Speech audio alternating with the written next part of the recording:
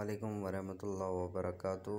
दोस्तों ऐं मुंहिंजा साथियो सिंध जा शौर ऐं सिंध सुजाॻ ऐं असांजा जेके बि आहिनि मूंखे ॾिसंदड़ उन्हनि सभिनी खे पहिरियां सिक भरियो सलाम। ऐं आउं अव्हांखे हिकु शाइरी जेका शेख अब्दुर रहमान गिरोड़ी जी आहे ऐं उहा जेका तफ़सीर साण ॿुधाइणु चाहियां थो। ऐं इहा असांजे सिंधियुनि खे असांजे जेका अदब सां वाबस्ता आहिनि ऐं अदब सां चाह रखंदड़ आहिनि उन्हनि सभिनी खे इहा पढ़णु घुरिजे ऐं सम्झणु घुरिजे त इहा शाइरी कीअं आहे ऐं इन जो जेको असुलु तशबीह आहे इहो छा तशबीह आहे।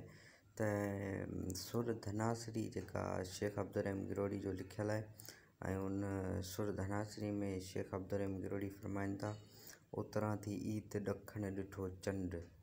जीअं त हाणे ॾिसो न, इहो बेत जेको हूंदो आहे उहो चइनि पार्टनि में चइनि दीवारनि वांगुरु हूंदो आहे, हिकिड़ो घरु हूंदो आहे। त हिन में फरमाइनि था त उतरां थी ईद, जॾहिं उतरां ईद थी, जीअं त असांखे ख़बर पवंदी आहे त मदीने में ईद थी वई, हुते ईद थी वई, त उन जे हिसाब सां हिन में फरमाइनि था उतरां थी, त उतरां के साइडां ईद थी ऐं ॾखणु ॾिठो चंडु। ऐं जेका गिरोड़ शरीफ़ जेका शेख अब्दुर रहमान गिरोड़ी जो आस्थानो आहे, शेख अब्दुर रहमान गिरोड़ी जो जेको आख़िरी मकान आहे उहो जेका लंवारी शरीफ़ आहे उहा ॾखणु लॻंदी आहे।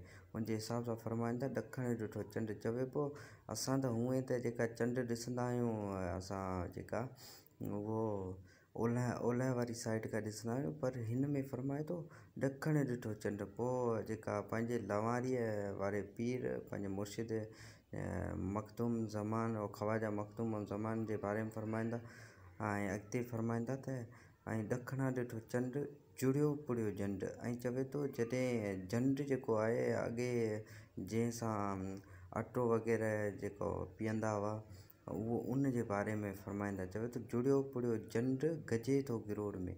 ऐं चवे थो उहो जॾहिं ॿई पुड़ जॾहिं पाण में हिकिड़ा झंड जा मिलंदा आहिनि पोइ आवाज़ु कंदा आहिनि ऐं उहो जेको आवाज़ु आहे उहो हिन वक़्तु उन वक़्त जी जेकी ॻाल्हि पियो करे, पर हिन वक़्तु गजे पियो गिरोड़ में। त वाक़ईअ में इहो हिकिड़ी वॾी तशबीह आहे, हिन खे सम्झणु घुरिजे। Thank you so much.